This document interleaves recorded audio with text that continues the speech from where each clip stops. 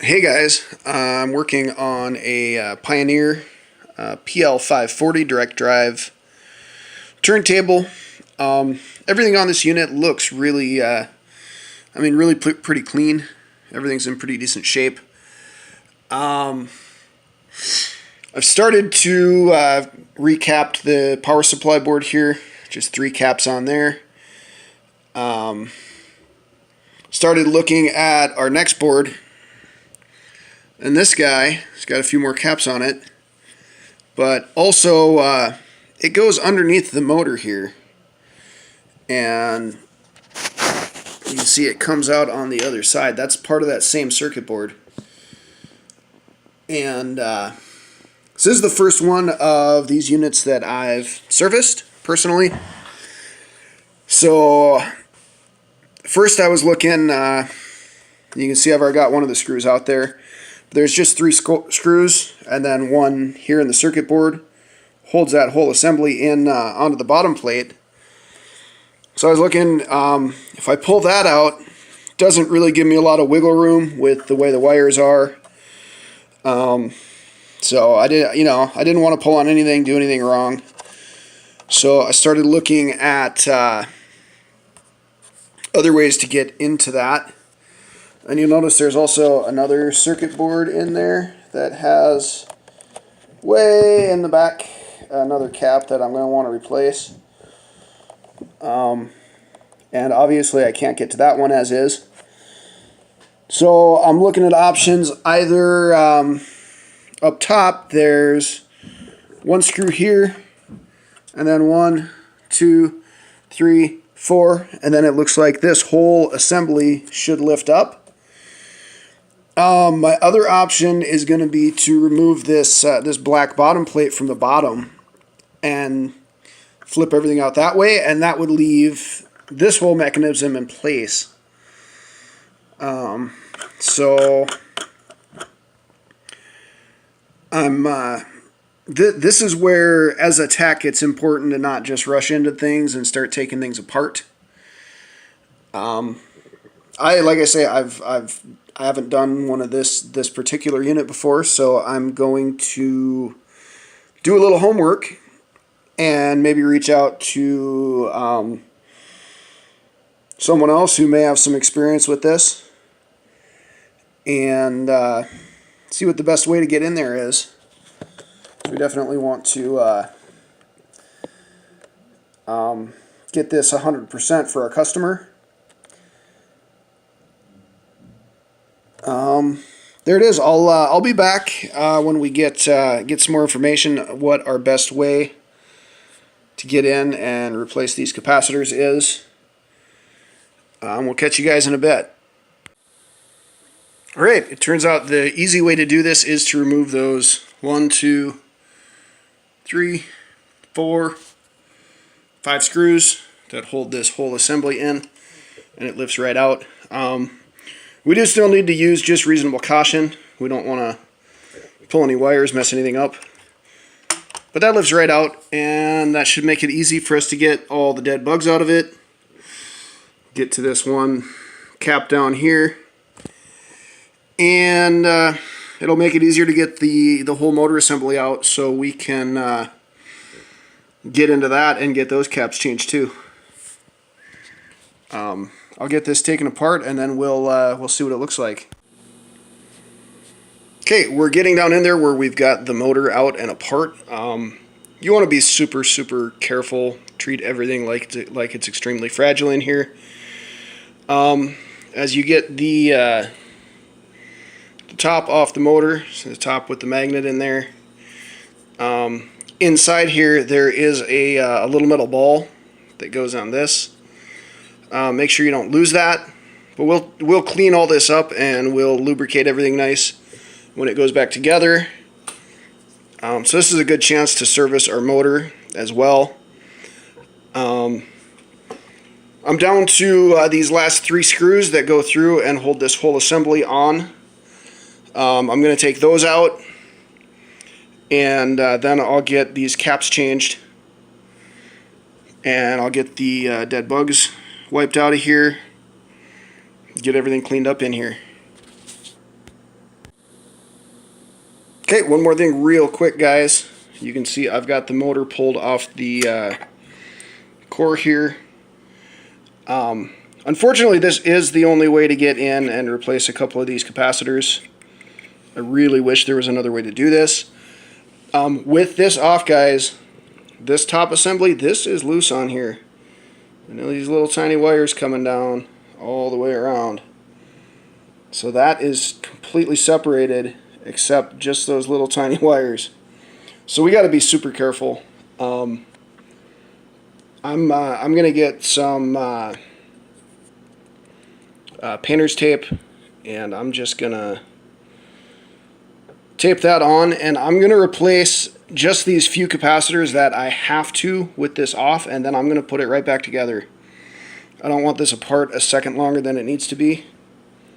It would just be one little slip, and you snap off a couple of these little tiny wires and you're done for. Then you've got major problems. It's not a huge deal. It's totally doable work. You just have to make sure you be careful. Alright guys, you can see I've got a big piece of painter's tape around that, and then I put a couple more small pieces just around the top edge. So all those coils are covered, nothing's going to happen to them. It isn't going anywhere, so I can go ahead and change those few capacitors now. Alright, we got those few capacitors that we couldn't reach changed out. Little precaution. This isn't a bad job. It's you just have to be careful. And this is worth doing for sure. It lets us change these capacitors out, and I put them all on the tester quick, and they all tested within spec, but kind of starting to get borderline, you know, like kind of like you would expect something of this vintage. I haven't found anything specifically bad, but things are starting to drift. And chances are, if you pulled this same unit apart in 5 years, if we left those capacitors, they would be bad. They would be out of spec. They would be leaky. It's just the way things go. That it also lets us service our motor. It looks like this one had it's like a light oil. So we will replace that. We've cleaned out nice. There was hardly any residue in there. So we'll clean everything up. We'll put the same type of oil back in it. We'll get the cover back on, and I'm going to get the rest of those caps changed, and we'll clean out this tub in here. All right, here we've got both of these circuit boards recapped. I've already done the power supply board down there. I always prefer to use Nichicon, either fine gold or Muse series caps. Sometimes, especially working with some of this older stuff, they don't always have an exact part available in those series, and I end up with a other Nichicon audio grade capacitors that I use. This one cap here is non-polar, so you want to make sure and take note of that. And then we had one cap here that was a 1UF electrolytic cap. Anytime I can for these smaller caps, really anything about 2.2 UF and lower, I will replace with a good poly cap.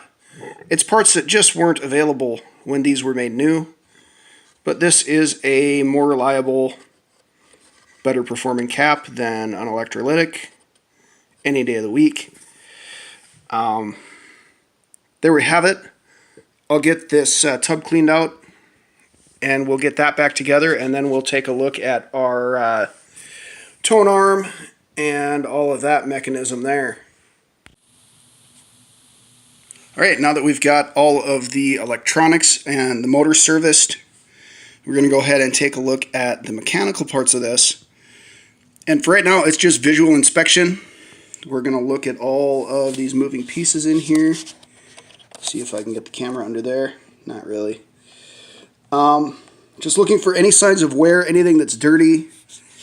We want to just make sure everything moves freely.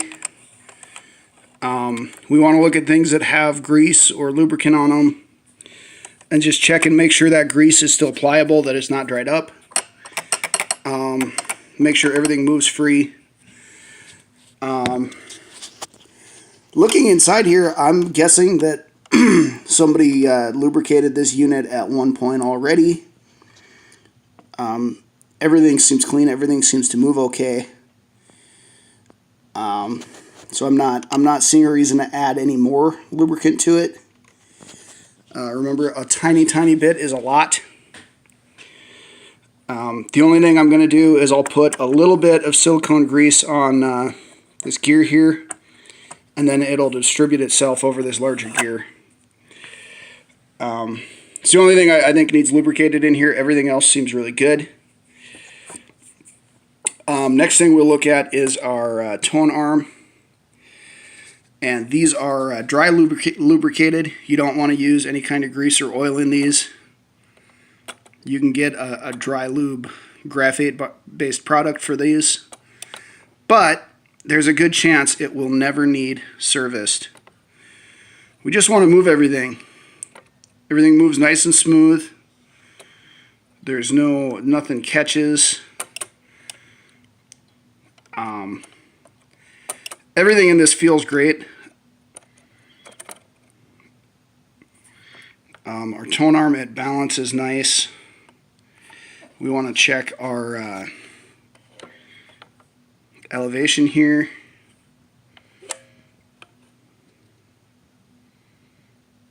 It should come up quickly and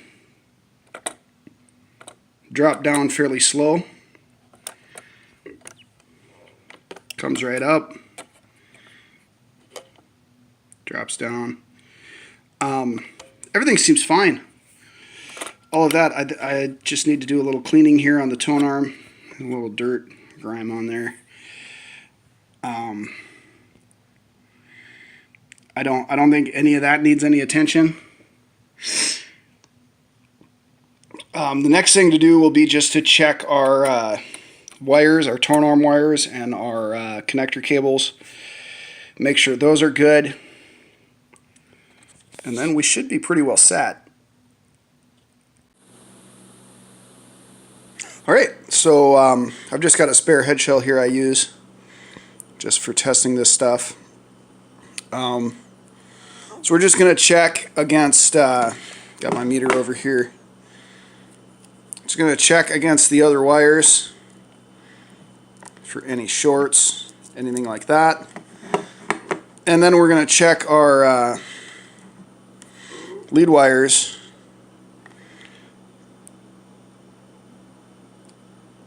Just make sure we got that number jumping around. That's just me slipping on the end of it. We're just going to check for continuity through all the wires. And that's going to tell us our wire and our tone arm and our connection's good here. This one came with an Audio-Technica. It's a AT13E. I don't really have any experience with this particular cartridge, but the internet speaks pretty well of it. The stylus, the needle, everything looks to be in good shape. So we're going to roll with that.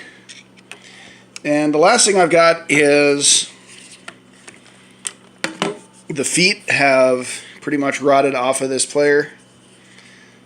So I've got these new ones I found online.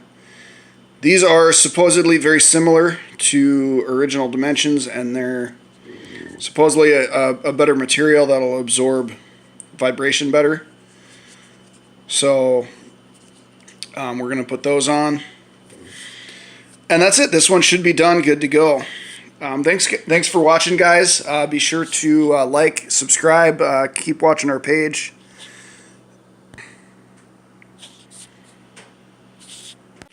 All right, so we've got everything pieced back together. Power this up. Everything lights up nice.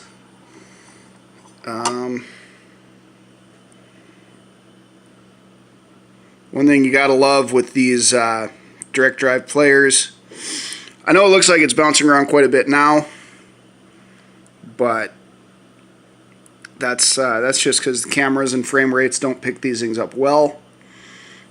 Off camera though, this thing is just rock steady. It's pretty hard to beat these direct drive tables when they're tuned up right. Motor turns nice and smooth. Tone arm, everything moves nice. There it is.